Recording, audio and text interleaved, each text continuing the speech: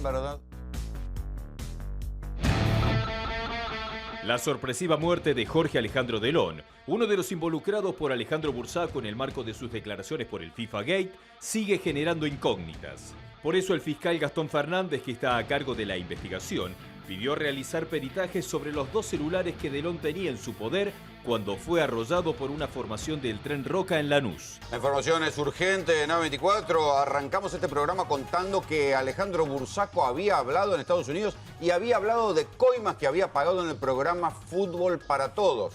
Y les vamos a contar esta información con la cautela del caso, pero ya hay diferentes confirmaciones, diferentes fuentes que están diciendo que Jorge Delón, uno de los abogados acusados, se habría suicidado. El ex asesor de la jefatura de gabinete en el Fútbol para Todos quedó registrado en la cámara de la formación 3251 que lo arrolló y en una grabación de una cámara de seguridad privada instalada sobre la calle Oncativo en Lanús Este.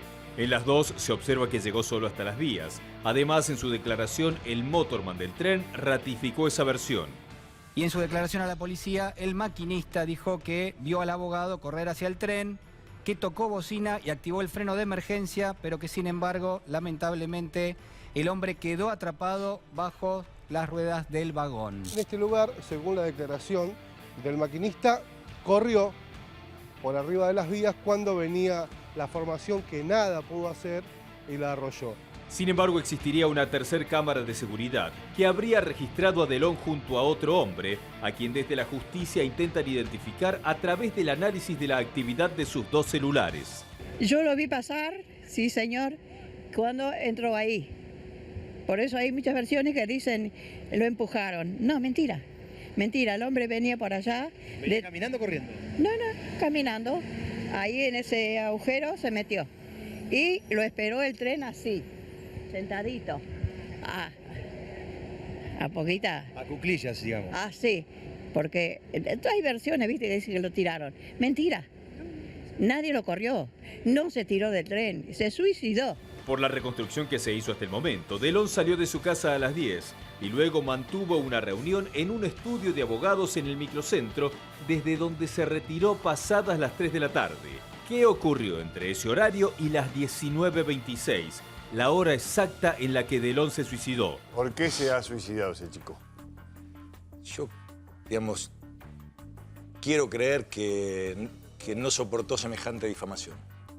No soportó tener que transitar por la calle del barrio y ver a los hijos a la cara, yendo a trabajar como iba todos los días a trabajar, en tren, en subte, arremangándose y peleándola, y que los hagan acusar de que cobró 4 millones de dólares. El martes 14 de noviembre, Delón fue mencionado en el inicio de la tarde por Alejandro Bursaco en su declaración testimonial por el FIFA Gate en Nueva York. Bursaco aseguró haberles pagado 4 millones de dólares de coima a Delón y a su jefe directo en Fútbol para Todos, Pablo Paladino. Hablé yo con él antes, para explicarle, mirá que estas son cuestiones de la política. Yo voy a hablar y voy a explicar qué es lo que este señor está diciendo y qué es lo que quiere decir, hacia dónde va, para contenerlo como amigo, porque él no era un militante de la política, un abogado, ni siquiera era funcionario, era un asesor que teníamos nosotros. Que quiero creer que no soportó semejante difamación. ¿Quién era en verdad Jorge Delón? En un país donde una denuncia de coima no se le niega a nadie hoy por hoy, porque se la revolean unos a otros de acá para allá, ¿alguien puede suicidarse solo porque le hayan denunciado por coima sin que le hayan abierto un juicio? Una denuncia que viene de Estados Unidos, que ni siquiera tenía validez para la justicia argentina, que está diciendo un arrepentido en Estados Unidos, que ni siquiera se había abierto un expediente judicial acá. ¿Es motivo suficiente para suicidarse? Esto es lo primero que uno piensa, sobre todo, digo, Jorge Delón era abogado, tenía que conocer estos vericuetos legales. ¿Era motivo suficiente para suicidarse? ¿O en verdad Jorge Delón era algo más? ¿Sí? Y todavía no lo estamos sabiendo. Yo trato de mirar la cosa con otros ojos. Lo que nosotros vemos es un relato donde más o menos las piezas caen en su lugar. Este relato dice que a Bursaco. Bursaco denuncia que hubo 4 millones de dólares pagados a funcionarios del gobierno de Cristina Kirchner, concretamente funcionarios del Fútbol para Todos. Esos 4 millones de dólares fueron, dice, para Pablo Paladino, el hombre que ustedes veían recién en la nota, y para Jorge Delón. No da más explicaciones. No dice si fueron para arriba, no dice fueron para ellos.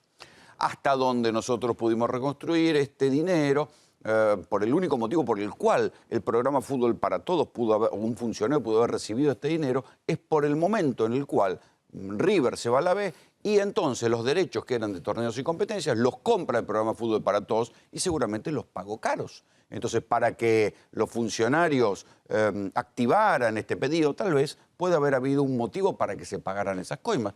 Todo muy incomprobable y Delón lo tenía que saber.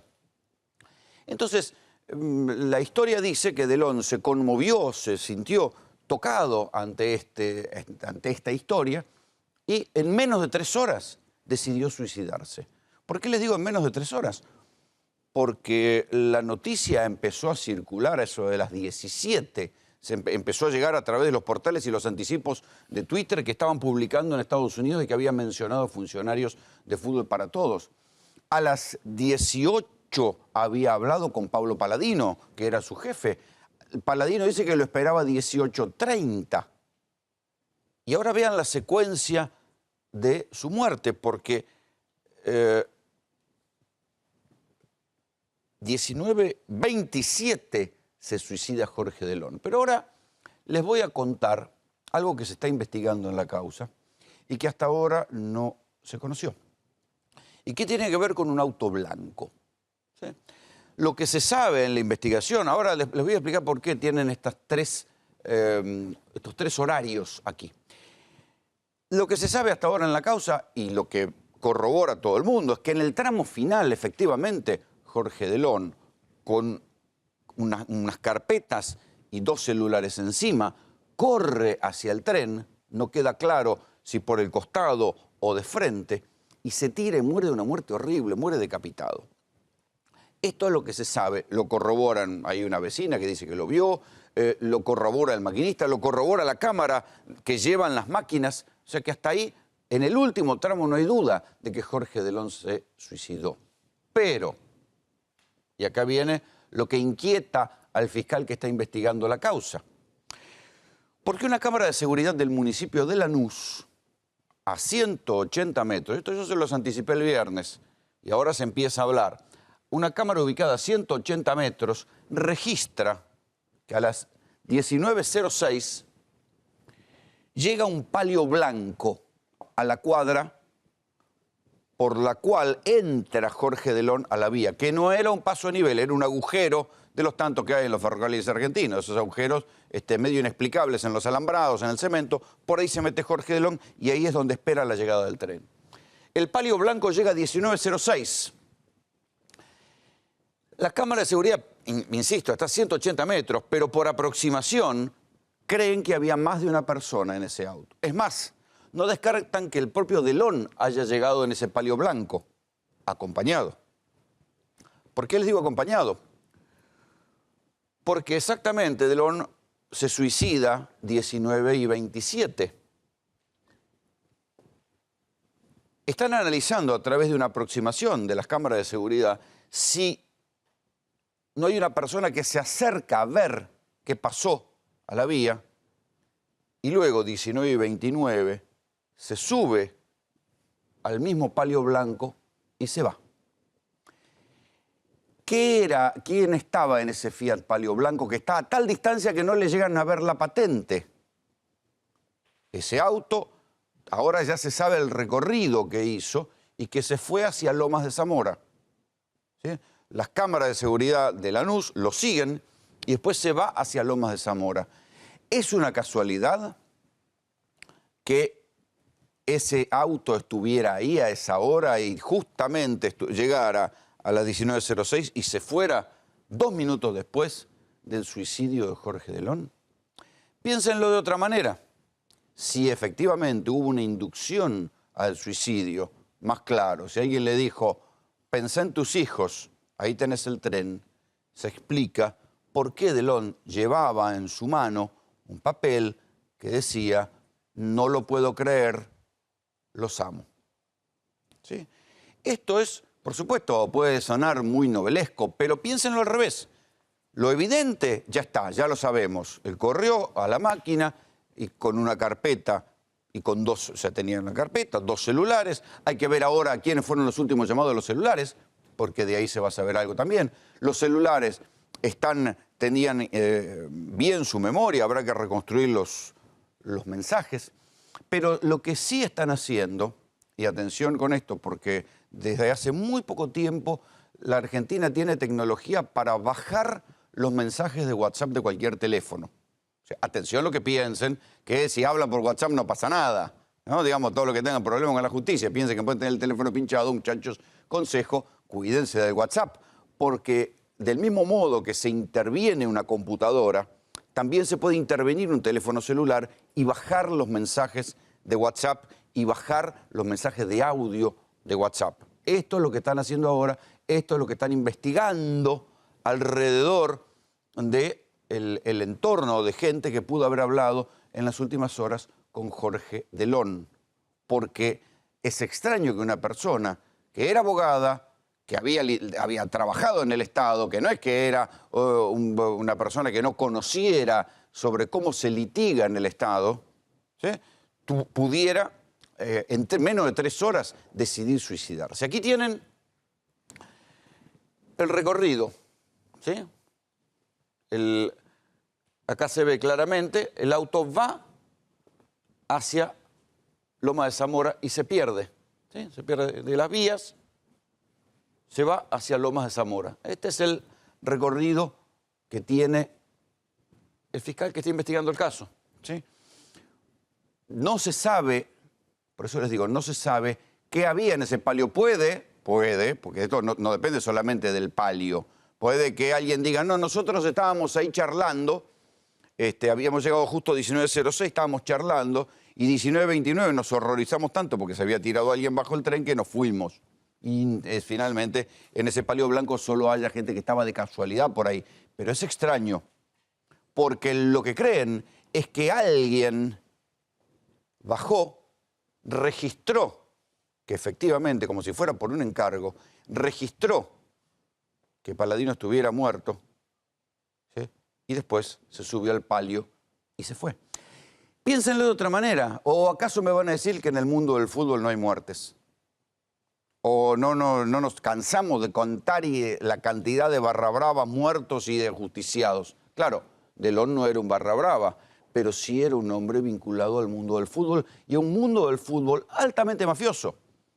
No hace falta que yo les cuente lo mafioso que era el mundo de los Grondona. Ahora se sabe, pero desde hace años somos algunos que venimos contando el mundo mafioso que se dirimía alrededor de la tiranía y del padrinazgo, como quieran llamarlo, Julio Grondona.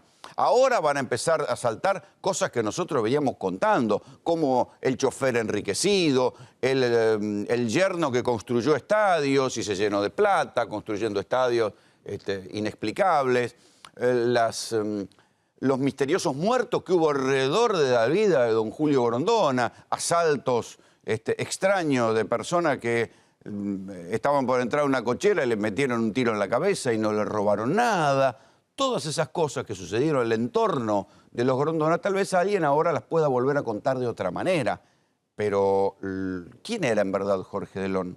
¿Por qué se decide suicidarse en tan poco tiempo? Y la verdad es que alguien le tendrá que preguntar a Pablo Paladino, que fue, según él dice, una de las últimas personas que habló con él.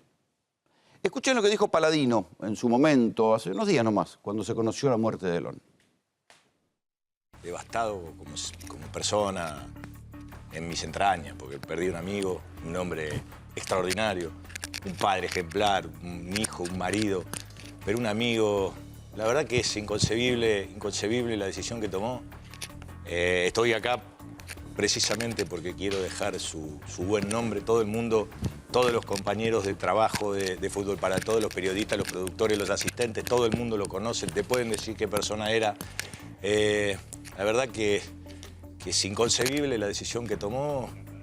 hablé yo con él antes, decirle, para explicarle, mirá que estas son cuestiones de la política, yo voy a hablar y voy a explicar qué es lo que este señor está diciendo y qué es lo que quiere decir, hacia dónde va, para contenerlo como amigo, porque él no era un hombre, un militante de la política, un abogado, ni siquiera era funcionario, era un asesor que teníamos nosotros, que quiero creer que no soportó semejante difamación.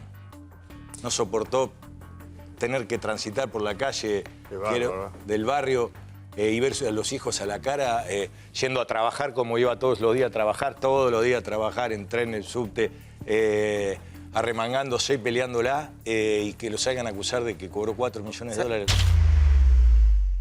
¿Es esto lo que cuenta realmente Pablo Paladino? Es extraño. Digo, a ver, cualquiera que se mete en el mundo de la política, y mucho más en el mundo de la política vinculado al fútbol, tiene que tener el cuero curtido. Sabe que no es solamente una cuestión de vergüenza. Delon, en definitiva, es una persona anónima. En menos de 3 horas. ¿Qué estado depresivo previo tenía que tener para que en menos de 3 horas se tire abajo un tren? Solamente por una acusación que viene de Estados Unidos, que ni siquiera se había iniciado un proceso acá, y había que ver si esto se concretaba en algo. ¿O será que Delon dijo que él no iba a ser el pato de la boda y que iba a hablar? Estas son las cosas, las preguntas lícitas que uno se puede hacer, porque estamos hablando de un mundo como es el mundo del fútbol argentino, plagado de mafiosos, plagado de muertes, plagado de coimas, plagado de mucho dinero y plagado de una manga de hijo de puta, para decirlo claro.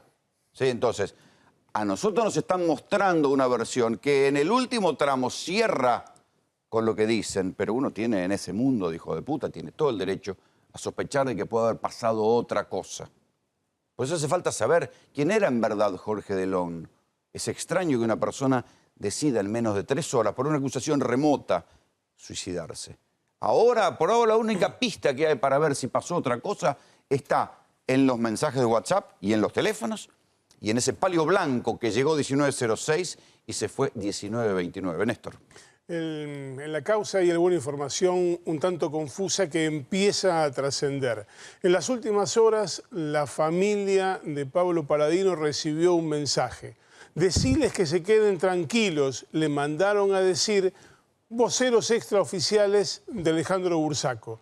Y la respuesta fue, tranquilos, tenemos un muerto. El muerto es, obviamente, el abogado Delon. ¿Qué es lo que dice la familia del abogado Delon? Están tan sorprendidos como todos nosotros por esta rapidez y por esta supuesta decisión de quitarse la vida en esta ventana de 3 horas. Hablan de 2 cuestiones fundamentales. La primera es que había una suerte de insinuación de depresión porque le había mermado mucho el trabajo y tenía algunos problemas de ingresos económicos familiares. Y la otra cuestión tiene también que ver con que los 4 hijos que tenía Delon no son chicos, no son chicos en formación, son 4 hijos que ya están en edad adulta y que pueden manejarse en la vida por sí mismos. ¿Por qué esta cuestión de manejarse en la vida con sí mismo? Porque Delon tenía devoción por ellos. Delon era abogado y jugaba al fútbol en campeonatos del Colegio de Abogados de Lomas de Zamora junto con letrados de ese lugar. ¿Saben por qué dejó de hacerlo? Porque en vida le donó uno de sus riñones a uno de sus hijos que tenía problemas renales y de entonces nunca más jugó al fútbol. Esa vinculación estrecha, esa devoción por su familia, hace que la familia no entienda hoy el cariz de esta decisión. De cualquier manera... Pero además, Néstor, coincidimos conmigo, es una acusación remota. Vos sabés perfectamente lo que cuesta que algo que sucede en otro país se convierta en un juicio real en la Argentina. Absolutamente, incluso está por verse si esa acusación de Bursaco allá podría utilizarse aquí. Y si él tiene como comprobarla, porque una cosa es hablar. Tal cual, y de hecho, la versión que está llegando de las declaraciones de Bursaco desde Estados Unidos es que no hay elementos de prueba que vinculen, que demuestren que existió ese pago de 4 millones de dólares, por lo menos con Paladino. Ahora, pero digo, ¿y si Delon dijo yo voy a hablar? Ahí la cosa cambia. Pero aquí le pedí a Rubén Martín, que es perito caligráfico, que me diga qué pensás de la carta. Porque esta es la carta que aparece en la mano de Jorge Delon cuando se suicida. ¿Qué pensás de esto? Bueno, acá tenés 2 interpretaciones. De movida, por un lado tenés la caligráfica y por otro lado la grafológica. De movida, vos fíjate que hay algo llamativo y es que está mezclado las letras de molde con letra cursiva.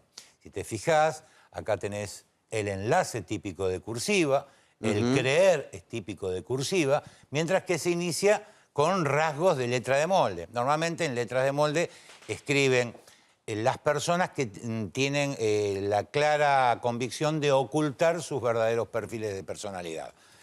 Eso es en líneas generales. Ahora, lo que acá habría que hacer es estudiar en documentos indubitables. Si es la letra de él. Si esta letra pertenece a él. Hay letras porque además encima está mal conjugado, porque es no lo puedo creer. Dice no puedo creer. Pero aparte, fíjate que esto acá es como si tuviera la estructura de una S y no de una D. Otra de las cosas, si bien normalmente en una caligráfica se evita caer en letras de molde por el tema de que pierde la notoriedad de los rasgos del perfil escritural del firmante, vos tenés una letra muy botona, muy característica, que es la R, la M en su estructura. Hay que ver en documentación que sea indubitable. Por ejemplo... Si es letra de él. Si es letra de él. ¿Y sabés dónde lo podés conseguir este material? Si haces memoria, es un hombre que tenía, creo, 50 años. 52. Más de 50 años. Es decir, que en algún momento ha sacado cédulas de identidad de la vieja Policía Federal. El completado, el llenado de la solicitud de cédula... Es un documento oficial. Primero que es indubitable y segundo que era completado por el solicitante. Le exigían. Entonces, tenés letras de imprenta de dónde sacar del legajo que existe del doctor Delón en Policía Federal. ¿Es normal que se hayan llevado el cuerpo así de rápido? Esto hay unas cuantas cosas anormales. Vos, tanto como vos y yo, hemos visto la fotografía. Es rara la posición en la que queda el óbito. Fíjate que queda dentro de la formación del tronco y no hay pérdidas visibles de miembros. Solamente quedó decapitado. Es como si hubiese estado el cuerpo ya adentro de lo que sería la vía ferroviaria y hubiese sacado la cabeza en el momento que pasaba el coche, porque quedó seccionada perfectamente. Sí, como si se hubiera tirado ya porque, a ver, yo sé que esto puede sonar extraño, pero cuando el tren tiene algo especial para que... Mataperros. Para que no levantar... esos trenes van bajitos, ¿no? Entonces... La única forma que esto me cierre es que el tren... Se tiró de costado. Primero se tiró de costado. Si lo pensás del lado de cómo quedó el cuerpo, del lado opuesto al donde quedó el cráneo. Y la formación tenía que estar o frenando o saliendo a muy baja velocidad, cosa que le permitiera meter el cuerpo y que quedara seccionado. Este es el lugar por donde se metió. Por eso le decíamos que no es un paso a nivel. Que no es un paso a nivel. Detalle interesante. ¿Por qué no es un paso a nivel? Porque en un paso a nivel hay cámara de seguridad. Este es un primer detalle interesante. Acá la única cámara de seguridad que lo registra en el tramo final es la de la formación, la del tren. Yo no sé si ahí es un tren eléctrico, no es un tren eléctrico. Creo que esos son electrodiesel. Bueno, en cualquier caso lo que lo registra Delón es la cámara del tren. Pero acá no hay cámaras, pero siempre, o en general, en las barreras, ahí sí hay cámara de seguridad. Porque ahí es para después saber si hay accidente de tránsito. Y ahí no se metió, se metió por otro lado. Aparte, otra cosa más llamativa, que es la gente que se tira en vías ferroviarias, normalmente lo embiste el primer coche de la formación, no el cuarto o el quinto. No es que lo dejas pasar y recién saltás. Más inconsistencia, si querés, como para pensar, esto yo ya no te lo hablo desde el punto de vista criminal, sino desde el punto de vista de lo que uno conoce del mundo de los abogados. Un abogado con 20 años de trabajo, es un abogado quemado, ya está vos lo sabés tanto como yo, está muy fogueado. Esto era una denuncia lejana. Esto, si vos me lo preguntaras, tiene mucho de que esto es un suicidio inducido, pero ahora decime... ¿Cómo probarlo? No lo probás nunca más, ni siquiera teniendo los entrecruzamientos telefónicos. A vos te dicen, no, yo hablé con él porque necesitaba ver un caso, un expediente... Por eso hay dos claves, dos cosas que están siguiendo. Vuelvo al comienzo. Ese misterioso palio blanco, ese auto blanco y los mensajes de WhatsApp. Porque acá en la Argentina la gente se confía mucho y piensan, los que están perseguidos por la justicia, piensan que el WhatsApp les da absoluta seguridad que no lo van a poder pinchar. No, muchachos, se equivocaron. De principio de año hay programas que bajan los WhatsApp. Rolando, un detalle. No hay antecedentes en la justicia argentina de condenas por inducción al suicidio. No los hay. Claro. Anda a probarlo. Claro, es imposible Porque probar. incluso acordate que en el caso Nisman, la propia fiscal Feina empezó a trabajar la hipótesis de inducción al suicidio y no llegó a ningún lado tampoco. Exactamente. Rolando, y otro dato. Aparentemente el último llamado que hace Delón, porque lo activa en el teléfono, no bien lo encuentra, es a Paladino. Básicamente porque Paladino lo esperaba para cenar. Esto obviamente va a tener que ser peritado.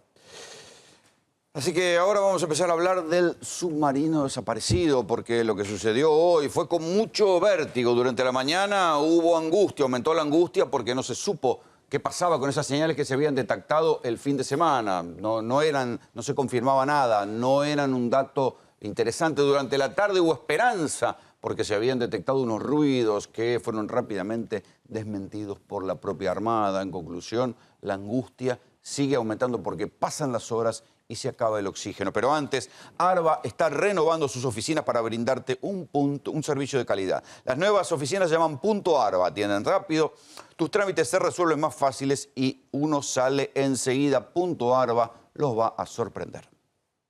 Estamos poniendo la provincia a tu servicio para hacer que tu día a día sea cada vez más fácil. Punto ARBA, un nuevo modelo de atención que te brinda el servicio de calidad que mereces. Con Punto ARBA, los trámites son más fáciles. Conoce más en arba.gov.ar.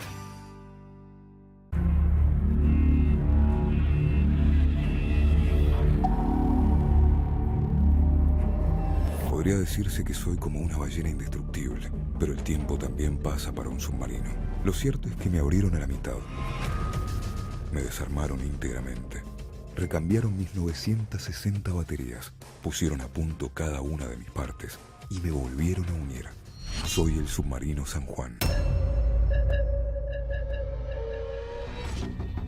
La Marina Argentina buscaba el viernes un submarino con 44 tripulantes con el que se perdió contacto el miércoles. Y no se sabe nada del ARA San Juan desde hace más de 40 horas. A poquitos kilómetros de Puerto Madryn, en el Atlántico, desapareció. Desapareció la señal que este sistema eléctrico daba para poder registrarlo y ubicarlo. Para mí es gravísimo. No se sabe nada del submarino. El submarino, al no tener comunicaciones radioeléctricas, estimamos que tiene un problema de generación de electricidad. No descartamos ningún problema. Empezó todo con un problema de comunicación. Se están tomando, como dije, todas las hipótesis y las acciones necesarias para tener toda esa contingencia prevista. El contacto se pierde el miércoles por la mañana a través del Golfo San Jorge, o sea, al sudeste de la península de Valdés. Es un punto apenas en el mar. De modo que es muy dificultoso en todo el área en la que se está buscando detectarlo tanto por radar y después visualmente. Tiene oxígeno y tiene alimentos. Entonces, por supuesto que la esperanza en poder encontrarlo y que haya sido un problema eléctrico o algo que le haya impedido comunicarse, ¿no? Cada vez que vos subís el nivel de esperanza a 10, después bajar de vuelta es bravo. Siguen trabajando, las condiciones climáticas son terribles en la zona donde se está buscando, ¿no?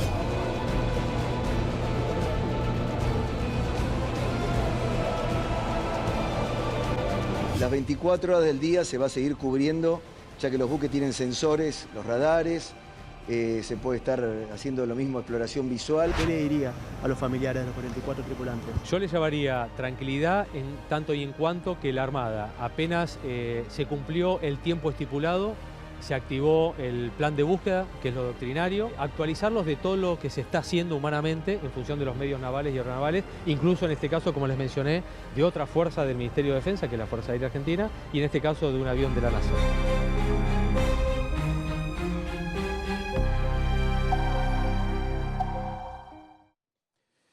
El viernes pasado nosotros les contábamos que hubo un extraño silencio en los primeros momentos de la Armada porque en la práctica los familiares se terminaron enterando por los medios de comunicación.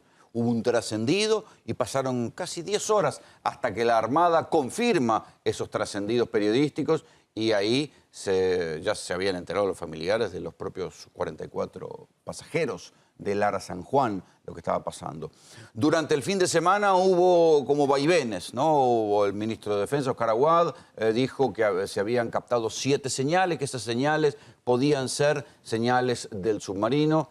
Hoy, por la mañana, se dio por caída esa posibilidad y sobre la tarde, a partir de un dato que vino vía la cadena CNN de Estados Unidos y no se sabe si fue un teléfono descompuesto, qué demonios. Se habló de los ruidos, que eran ruidos que podían provenir del submarino, las famosas señales de 2 cortas, 2 largas, que es el SOS en el sistema Morse, que daban la posibilidad de que le estuvieran haciendo algún ruido para que fuera captado por alguien, por alguno de los numerosos barcos que andan dando vueltas por la zona, a ver si podían encontrar señales del submarino. Nada de esto sucedió. Aquí lo tengo a Fernando Morales, es perito naval y vicepresidente de la Liga de la Mar Argentina. Un día de montaña rusa hoy, ¿eh? Un día tremendo y, si me permitís, en 30 segundos un raconto. Como vos decís, la sociedad se enteró de esto por un trascendido periodístico. Pero no solo un trascendido, la filtración de un documento interno de la Armada, donde el comandante del área de vigilancia y control y tránsito marítimo, que es un oficial que, si bien es militar, se ocupa de cuidar la seguridad náutica en el mar argentino, en forma paralela, a veces superpuesta con la prefectura naval, informa... Sería como si fuera la torre de control, digamos, claro, el equivalente de los aviones. Nosotros tenemos un protocolo, un convenio internacional SAR de búsqueda y rescate, del cual la Argentina es signataria, y pone en cabeza de la Armada el control de la seguridad náutica y en forma subsidiaria de la prefectura naval. Algún día un montón de cosas que están superpuestas entre la Armada y la prefectura se van a aclarar, pero eso es tema para otro día. En ese documento, el comandante conjunto informaba que a las 07:30 había sido, del día 15, había sido el último contacto con el submarino y que, dado que no se había vuelto a comunicar, presumía que se había extraviado. Creo que usó la palabra extraviado. Y a partir de ahí pide 2 corbetas y un avión. Esa información era oficial, no era como lo del eco de hoy del sonido. Sí, que era un rumor o un teléfono descompuesto. Perfecto. Esa información no debería haber salido de la órbita de la Armada hasta 48 horas después, hasta las 48, cumplidas las 48 horas, donde oficialmente hay que declarar un caso SAR, y entonces no solo hay que hacérselo conocer a la gente, sino a todos los que están navegando en la zona y tal vez en zonas aledañas, porque se emite un comunicado de auxilio. Señor, si usted está navegando entre este punto y este punto, atención, tenemos un barco perdido. Muy bien. Eso hizo que se movilizara todo mucho más rápido, porque la familia de un submarinista está acostumbrada a que el padre, madre, hijo, digo madre porque es una mujer, casualmente, aunque no tiene hijos, no esté en la casa y no se comunique. Pero distinto es cuando en un portal de noticias sale semejante alarma. Alarma, claro, submarino perdido. Entonces ahí hubo que activar todo mucho más rápido. Cumplidas las rigurosas 48 horas que marca la norma, se convocó a toda la parafernalia de... Pero al margen de esas 48 horas, sí. ¿No fue un poco apegarse demasiado a los protocolos cuando no había que haberlo salido a buscar antes? Bueno, ¿qué es lo que pasa? El reglamento dice que si un submarino, en este caso un buque cualquiera, tiene un problema de comunicaciones, el comandante tiene 48 horas para solucionarlo. Debe tomarse un margen, salvo que ponga en peligro la seguridad de su tripulación, tomarse un margen para solucionar el problema antes de... Está bien, pero ahí empiezan a circular versiones de que había un problema en la batería previo... Ahora vamos. Es decir, si nosotros pretendemos que las Fuerzas Armadas sean orgánicas y establecemos reglamentos, se supone que después hay que pretender que quienes tienen que cumplir los cumplan. Lo que pasa es que los reglamentos son para uso... Yo sé que la formación militar es diferente a la formación civil. Los reglamentos son para los momentos normales. Cuando hay un momento de emergencia, los reglamentos se transgreden, ¿o no? No, sí, el tema es este. Si el submarino hubiera tenido un problema de comunicaciones y emerge para pedir auxilio, ese comandante pierde la carrera. Entonces, lo que la Armada le dice al comandante es... Es preferible que pierda la carrera él y no que se pongan en riesgo 44 vidas. No, pero es que esas 48 horas la Armada, el resto del mundo que no es el submarino, no sabe si el problema es de comunicaciones o si es más grave. Se supone que si es más grave el comandante va a salir, porque esas 48 horas que tiene es si no es grave. Ahora, si es tan grave que no tuvo tiempo de reaccionar porque no hubo más 48 horas, no sé si me explico, no salió porque no salió. Es una hipótesis, no lo podemos decir. Entonces, acá el tema es que esa filtración, como hoy todo se filtra y todo está en los medios y todo está en todos lados, aceleró los tiempos. Pero a las 48 horas ya tenían montado todo un operativo confiando en que el submarino iba a aparecer, cosa que hasta la fecha no es positivo. Te voy a interrumpir un momento porque quiero que escuches hoy lo que declaró y me traduzcas, digamos, que es lo que el subtexto que está en lo que dijo hoy el vocero de la Armada, que dijo que no va a haber más conferencias y anuncios de prensa. Pero antes, si todavía no pudiste cobrar tu deuda, Morosos Incobrables tiene la solución. ¿Aún no pudo cobrar su deuda? Morosos Incobrables tiene la solución. Cobranzas personalizadas en todo el país. Honorarios a cargo del deudor. Correo privado al deudor y sus vecinos. No se preocupe más. A partir de este momento, el preocupado será el deudor. Llámenos 0800-345-3450. ¿Anotó? 0800-345-3450. Bueno, va a haber conferencias, se acaban las conferencias de prensa desde Mar del Plata, la base naval donde está el comando de fuerzas submarinas. No sé si vamos a salir con la misma frecuencia en las... si no saldremos con la misma frecuencia, pero es probable que por ahí se centralice la información en Buenos Aires. Mañana a la mañana, nosotros seguimos toda la noche trabajando, piensen que en todas las centrales se sigue analizando la información. Entonces mañana ustedes sabemos que les podemos comunicar, si hay alguna novedad la van a tener. ¿A qué se debe este cambio tan repentino de dar 4 conferencias por día y ahora ninguna más desde aquí? No, eso se está comunicando, como les dije, acá nosotros replicamos la información que se da oficialmente en Buenos Aires, el vocero de la Armada y el jefe de la prensa que está allá. Acá, por la diferencia, pienso que lo analizarán en Buenos Aires en función de cómo evalúe la situación, pero nosotros por deferencia a ustedes y por los medios locales y siendo este el lugar de residencia del submarino, queríamos, y esa fue la función que me dieron a mí, de transmitirles esta información. Nunca fue una información ampliada, sino que replicábamos lo que se decía en Buenos Aires para que ustedes tengan de primera mano. ¿Por qué es esto? Esto es porque se ha decidido de una manera, hace un rato yo hablaba con alguien del Ministerio de Defensa, que haya una sola voz. Ni siquiera el ministro de Defensa, ni nadie de prensa. Lo hicieron callar al ministro. Claro, el tema... Mejor no, usted no, ministro. No, el tema es que... Esto va por mi cuenta. No, pero es una situación delicada. Vos fíjate lo siguiente. Cuando fue lo de los 7 ecos que aparecieron, el Ministerio de Defensa fue optimista. La Armada también fue optimista. Y finalmente se llegó a una conclusión, una definición emanada cercano al Ministro de Defensa, que dijeron, tengamos prudente optimismo, o cauto optimismo, algo así. Pero ¿qué pasaba? Si esa información no se daba a conocer, corríamos el riesgo de que todos dijéramos, nos están ocultando información. Lo mismo pasó con el tema de los ruidos. De los ruidos. Entonces, ¿pero qué pasa? La Armada no dijo nada, pero salió en la CNN. Entonces la gente dice, pero escúcheme, ¿esto es mentira o es verdad? Claro. Es una situación muy peliaguda, hasta dónde informar y hasta dónde no informar. Acá, si ustedes son detallistas, hasta hace unas horas había un almirante que no está más. Cambió. Almirante. Sí. No, el almirante sigue estando, pero hubo cambió una decisión. El vocero, digo. No puedes, ¿qué pasa? No puede ser que el vocero oficial sea un capitán de navío y el repetidor del capitán de navío sea un contraalmirante. Alguien dijo, esto acá no va más. Entonces ahora, lo que está diciendo este capitán de navío tiene la lógica de decir, muchachos, los estamos atendiendo porque hay medios locales en Mar del Plata, pero se mete ruido. Lo que Balbi dice no llega del todo igual. Si ustedes lo escuchan a Balbi, que es un hombre que es mucho más simpático de lo que parece ahí, está acotado a un lenguaje muy técnico, lo que a veces no es bueno, porque ahí aparecemos nosotros, cuando dice, bueno, está al borde del talud, y la gente dice, pero explícame. Claro, hay que explicar ¿qué es el talud?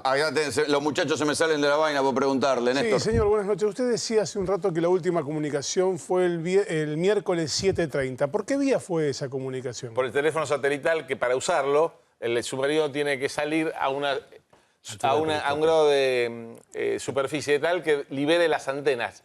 Ahí se ven unas personas, eso queda bajo el agua. O sea que esa es la última vez que tomaron aire también. Que tomaron aire también. Ahora hay una información de la empresa Iridium, es la empresa que tiene los teléfonos satelitales, sí. que habla de una comunicación a las 11:36 GMT, es decir, las 8:36, una hora después de eso. ¿Existió esa comunicación? Bueno, a ver, es muy probable. Lo que pasa es que lo que se toma... El comandante del buque puede hacer varias comunicaciones. La que se está tomando es la última en donde marca la posición. Es decir, a las 7:30 él dio lo que se llama punto dato. Es decir, dijo, estoy en tal latitud, tal longitud, mi velocidad es tanto y mi rumbo es tanto. A las 8 de la noche, 7:30, se tendría que haber comunicado, no lo volvió a hacer. Si tenía una falla, ¿no tendría que haber ido a un puerto más cercano y lo va a volver a Mar del Plata? Bueno, acá está el tema. Hoy...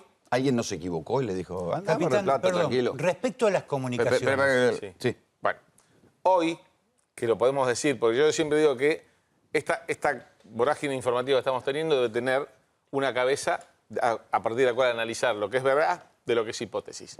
Como hoy la Armada, a través de Balbi, dijo existió una alarma del capitán por una falla, hoy podemos hablar de esto como certeza, si no era una hipótesis. Entonces, mi formación en la marina es maquinista.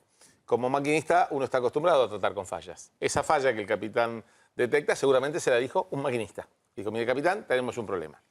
Que habrá merituado ese maquinista junto con el capitán que no era una alarma, o sea, no era una emergencia, claro. Una falla puede ser, se nos quemó un faro de acá del estudio. Si se corta la luz es otra cosa.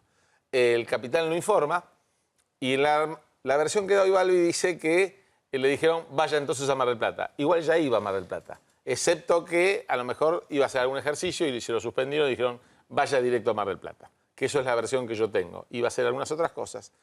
Pero estaba a la altura de Chubut. Exactamente. No podía entrar en algún lugar antes. O sea, se ve que no calibraron.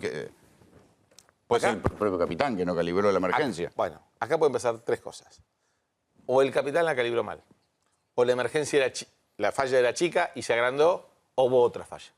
Otra cosa, al margen de la que el capitán dijo. ¿Y puede darse una falla que no les haya dado tiempo ni siquiera a hablar y pedir auxilio? Puede ser, sí. Porque no es que hay un tipo de baliza que se utiliza en extremo.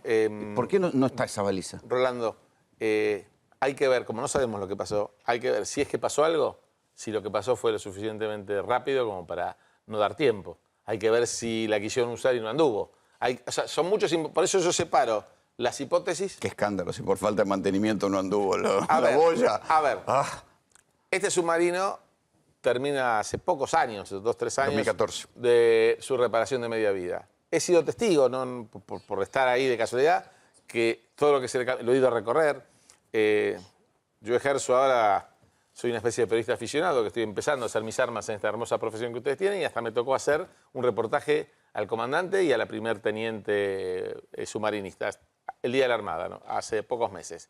Y el submarino había sido recorrido y ya había sido reparado a nuevo. Ahora, el submarino no es nuevo, pero también es cierto que no lo vamos a empeñar, es decir, empeñar quiere decir emplearlo, ¿no?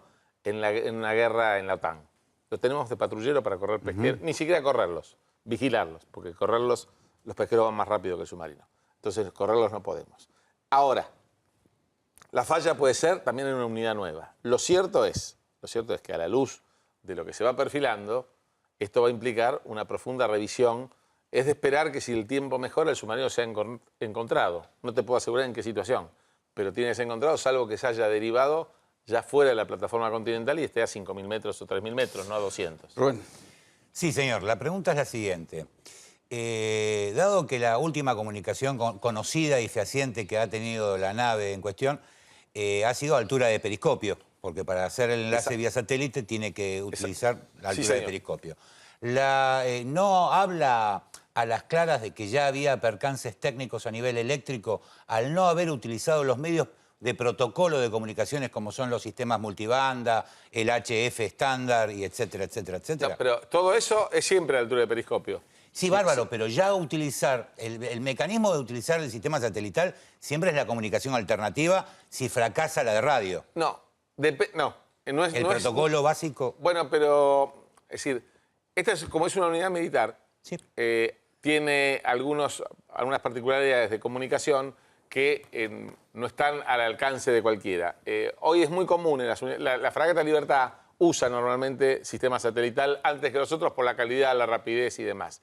Lo cierto es que, al margen del sistema de comunicación, cuando el capitán habla a las 7:30, en esa comunicación no reporta ninguna novedad, ni avería, ni peligro.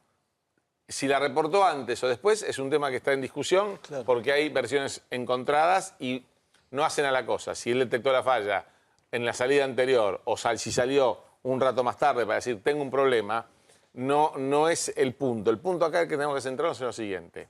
Si se tratara de un buque civil, es muy probable que hubiera presiones comerciales para decirle al capitán, usted tiene una falla, sí, igual porque el flete, ¿vio? Nos apura.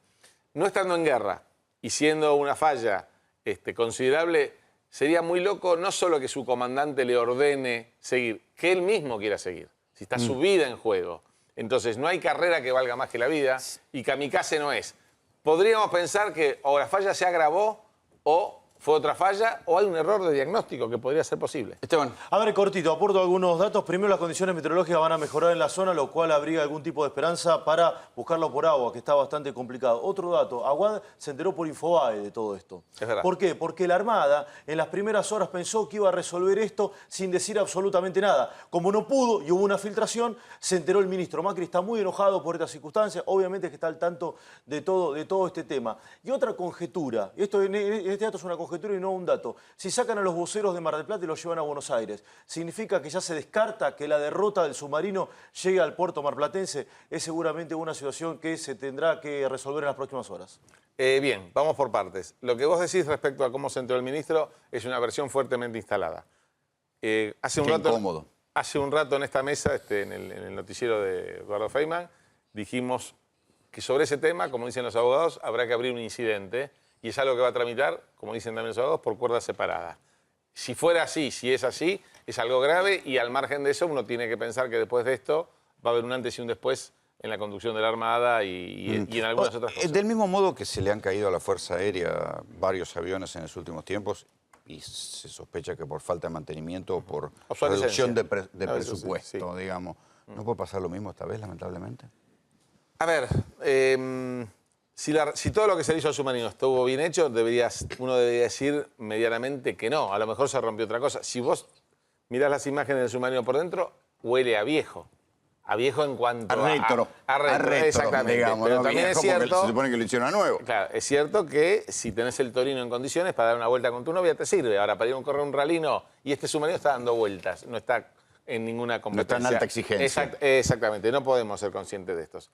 Lo que sí, ya se empieza a hablar en todos lados, que el país va a tener que tomar una decisión, al margen del resultado del submarino, que ojalá sea positivo, que esto así no puede seguir.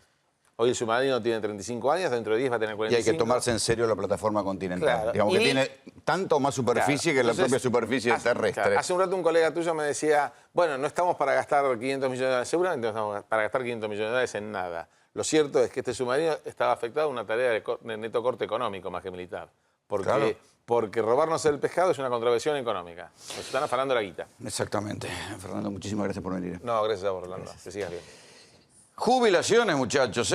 Atención porque este fin de semana entró el proyecto oficialmente. Entró en la madrugada del sábado. Llegó así volando el proyecto oficial de reforma previsional. Claro, uno dice reforma previsional y esto puede sonar muy técnico, pero cuando uno empieza a desgranar, decir, los jubilados, ¿se van a seguir jubilando a la misma edad o se van a seguir jubilados 70 años?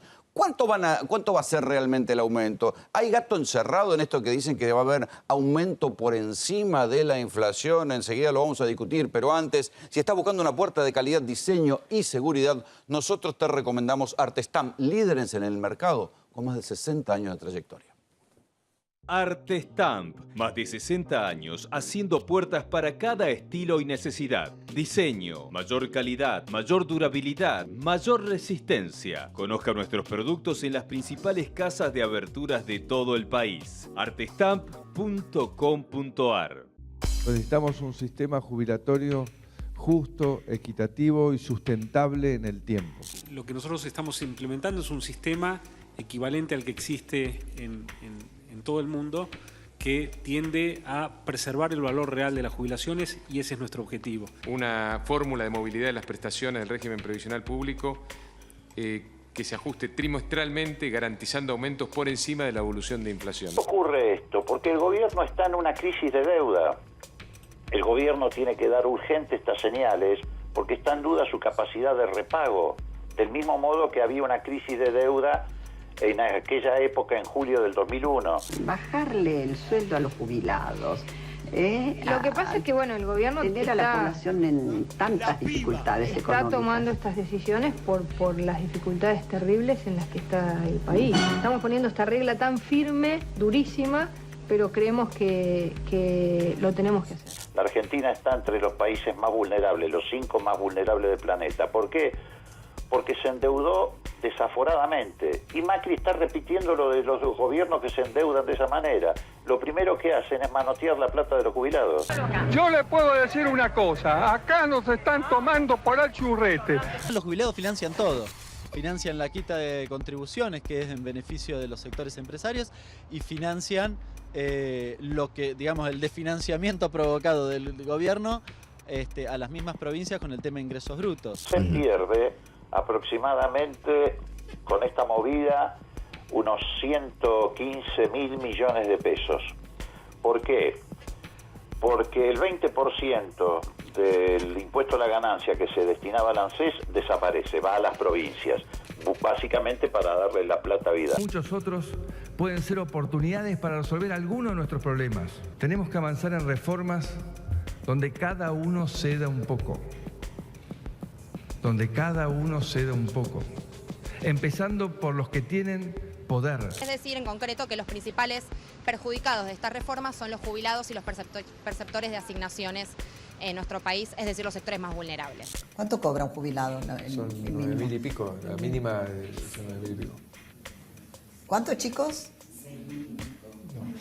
No. No, 9.000.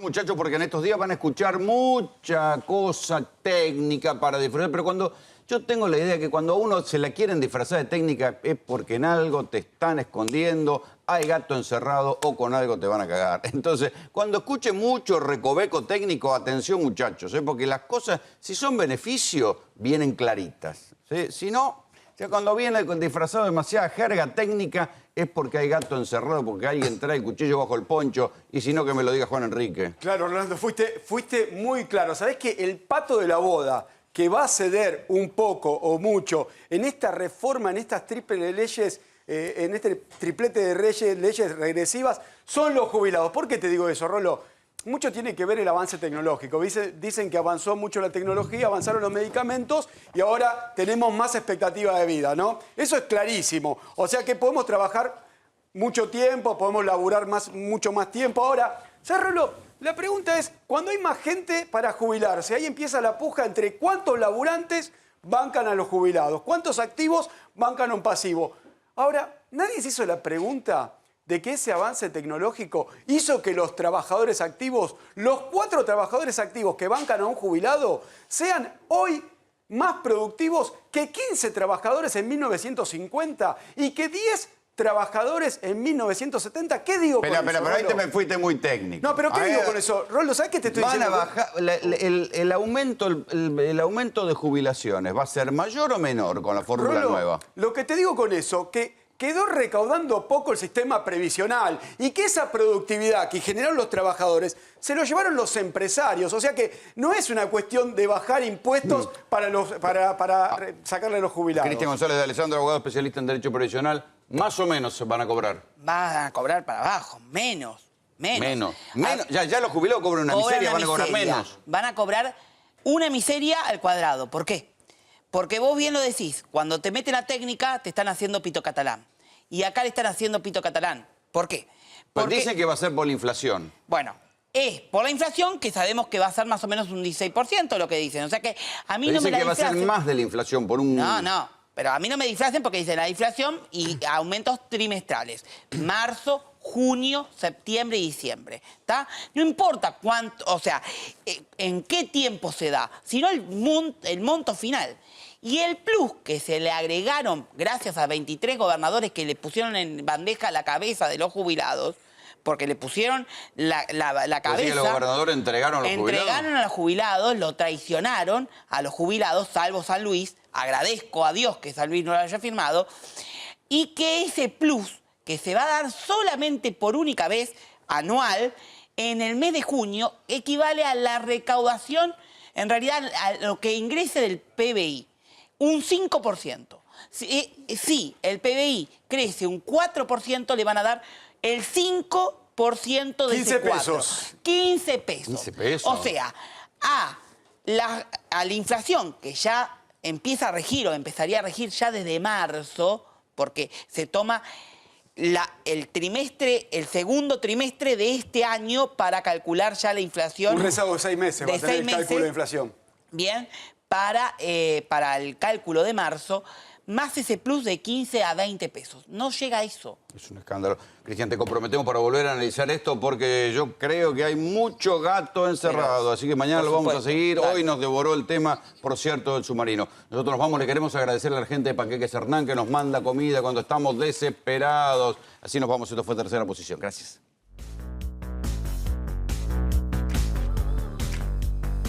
Los panqueques de Hernán, los herederos de la mejor tradición en panqueques y hamburguesas. Vení y probalos.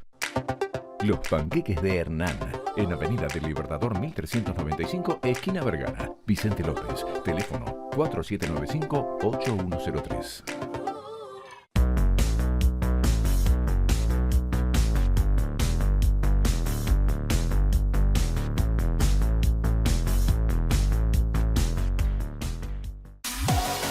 Accede al auto que siempre soñaste. Conocé Auto Advance. Todos los modelos, amplios planes de financiación y un equipo de ventas listo para asesorarte. www.autoadvance.com.ar. Auto Advance lo hace posible. Defensor del pueblo de la provincia de Buenos Aires.